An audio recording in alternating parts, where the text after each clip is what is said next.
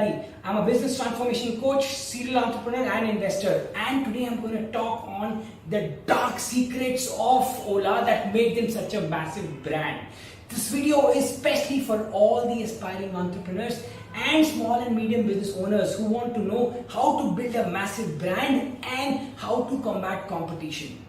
Before I explain you everything about Ola and the dark secrets, we need to revisit their history. Ola started as a very normal tour operator company, but in the journey, they realized that there was a massive opportunity that was emerging in technology-led cab aggregation business, and they immediately jumped onto it. Now, after raising the first round from its first set of investors, Ola had two options. Option number one, do I become yet another brand among all the other existing players like Meru, EasyCab, TabCab, or do I become the only brand in the country? They decided the latter. They decided to kill everyone in the competition. How did they do that? Now, to achieve this, they again had two options. Option number one, buy a huge fleet of cabs, train as many as drivers, and then launch in the market. Option number two was build a viral brand. Please hear it correctly. Build a viral brand. And Ola decided to focus on the second one. Now, it is very easily said than done that how to build a viral brand. Let me explain you today how they build their viral brand. Now, you need to understand, you can't build a viral brand on the basis of TV advertisements or newspaper advertisements or probably the hoardings that you see on the road. A viral brand has a different way to build it, and Ola understood it very early in their business life.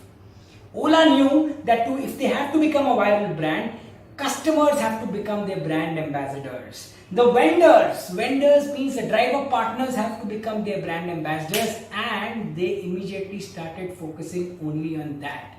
To build the viral brand at the customer side, they understood that the customer, when he books a cab, has multiple problems. Understood what are the needs of the customer. The problems can be availability of a cab, or the hygiene of the cab, or the reliability of a cab. Now, these were the normal problems that customers used to speak about. But there was one unspoken problem that customers were not speaking about. And that unspoken need or the unspoken problem or the burning problem of the customer was price. Yes, you heard it right. It was price.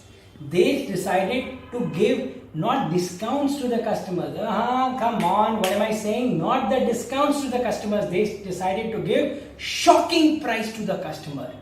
A customer staying in a city like a Bangalore, traveling from an MG road to a Sarjapur on a normal day would have paid 200 rupees, 250 rupees. But in 2012, when Ola was trying to become big, they were offering this at 80 rupees, 50 rupees, 40 rupees. Now imagine, when you suddenly take a ride and you get such a shocking price in front of you, what is the first reaction that you will give? The first reaction you will give is, you will go and discuss it with all your friends. Tell it to your friends that look, you booked a cab for 200 rupees, I booked it 50 rupees. Now Ola knew that this is one of the best ways to become viral. Ola did not stop there. Ola did not make customers their only brand ambassadors. Ola said, I will also make you my salespeople. Kya? Salespeople? Yes, you heard it right. Do you guys remember? A lot of you had gone and told your friends, why don't you install the Ola app using my promo code? You use my promo code and I will get 250 rupees discount. And your friends were installing the app.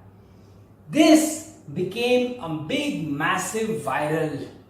Everybody in the country started installing app using their family promo codes or friends promo codes. In fact, we also remember those days when a lot of people were using fake accounts, taking new numbers to make Ola accounts. But Ola was actually losing a lot of money at that point of time. And a lot of people thought that Ola is probably foolish when they are doing that. But my dear friends, do you think Ola did not know that customers are exploiting them? They knew it. But they said, let them exploit. No problem. This is called strategic loss of a brand. They knew that we are here to build a brand, and all these problems can be taken care in the later stages. The one problem that could not be taken care is how to combat competition, and these customers are helping them to do that. अब जब customers ही नहीं होंगे, how will the competition survive? Problem number 1 तो उन्होंने solve कर ली, that they had so many customers installing their app, using their app, but there was problem number 2, that on the driver side. Now what was that problem? The problem on the driver side was that if I want a driver to come and join my platform or join my company, I have to incentivize him. I have to give him more rides. I have to give him longer kilometers of run. Now Ola knew they might not be able to do that initially. So what did they do? They again gave a shocking treatment to these guys also. What was the shocking treatment? The shocking treatment was shocking incentive treatment. Now customers को they gave shocking price treatment. Vendors को they gave shocking incentive treatment. Even if the driver partners who were fulfilling the rides, they were not even getting 50, 100, 500 rupees from the customer in return to a ride. They were getting 5,000 rupees, 10,000 rupees, 2,000 rupees incentives for doing 10 rides, 15 rides, 5 rides in a day. Now this became a viral at the operator side also. When I say operator, I am saying the vendor, the driver partner side also. This is the value of a true brand. Customers saying we want to use this brand. Drivers telling other drivers use this brand, use this brand. See, a lot of people will keep saying कि discounts deke Ola became so big. My dear friends, please understand. It is not the discounts that made Ola big. You have to understand these were strategic marketing expenses that Ola was ready to make in acquiring customers, in acquiring drivers, and in killing the competition. Look what they have achieved. Is Meru existing anymore? Is EasyCab existing anymore? Is Tab Cab of Bombay existing anymore? Most of them have either already shut down or are on the verge of shutting down. Ola has kind of created a monopoly from the Indian side. So all of you guys must be wondering, I'm talking so much about Ola, but Ola is not the only player. I know that. There's another player, and that player is Uber. Ola versus Uber. We will talk about that in the next video. This video is focused on Ola. Let's complete that. So the entire objective of this activity, number 1 was app should get installed in every customer's phone. They got that objective fulfilled. Second objective was kill the competition. They kind of killed the competition. By doing what? Customers ही नहीं है, so where will the competition be serving? Not only that, the third part was they were incentivizing drivers so that they can choke the supply. Choke the demand, choke the supply. If you choke the demand, competition dies. If you choke the supply, customer has no option left. There were days before when Ola and Uber were there that we used to find an auto driver and we used to negotiate with him. He will say, sir, go by meter. He will say, no, I will not go by meter. I want 50 rupees more, 30 rupees more. And we used to feel bad. And we all thought that Ola has solved that problem. But my dear friends, Ola was very, very smart. Ola took this problem to the next level. Now, if you don't have the app and if you're not ordering from your phone, you will see the autos going in front of you, but they will not stop for you because they are stopping for those people who have installed their apps. This led to a massive choke in the supply and the demand. Now let's come back to the driver side again. I told you the drivers were getting incentives, they had choked the supply, but when they were getting incentives, what was happening? Now there were new stories coming, stories of drivers buying flats, drivers buying more cars, drivers becoming rich. This started giving new free PR to Ola. Now for the advertisement space that they had to pay, now all these papers started writing articles about them. This came out to be as a free PR for them. Imagine. They did not buy the flat for the driver. I am sure the driver who bought that flat after earning few lakh rupees from Ola would have paid only 1 or 2 installments for that flat. But because of that, they got a good 20 lakh coverage all over India and people were reading about them. Ask these drivers today how much they are earning. They will tell you, sir, this was a trap. We are stuck in this trap. This was a trap that was laid down 5 years back. People did not realize it then.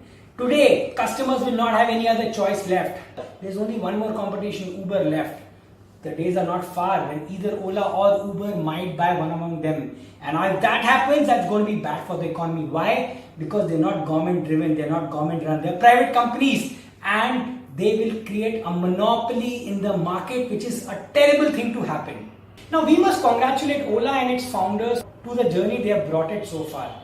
They were successful in making it a viral brand. They were successful in getting their customers onboarded, use it, kill the competition, get drivers on board, trap them, do whatever, but they are now with them. Now, this was phase one. We congratulate Mr. Bhavish Aggarwal for that. But the real journey starts now. Mr. Bhavish Aggarwal, Mr. Ola, you are not here to only build a brand. You are here to build a sustainable brand. Now, for a sustainable brand, you don't only need marketing handle to be taken care of. You also need to take care of your organization culture. You also need to take care of your organization. Your organization should have a mix of experienced people who bring the analysis and decision making, plus the fresh people who bring the energy and the enthusiasm.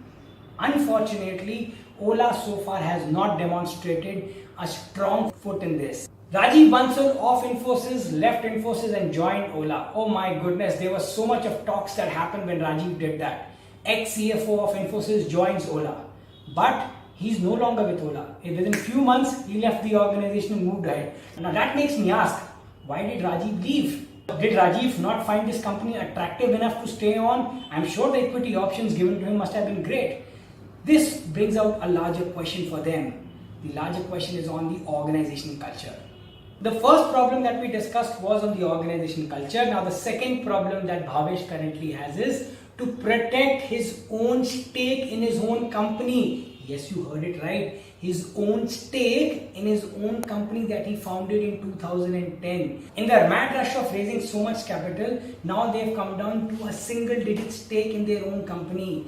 And what happened to Sachin and Binny Bansal might happen to them also. Sachin and Binny Bansal of Flipkart, everybody saw. The moment Walmart took over, Sachin and Binny both had to leave their own company that they had founded. If you like the video, please hit the like button below, because every time you do that, I get motivated. And if you want to see more such videos coming from me in future, please don't forget to hit the subscribe button below. Thank you very much.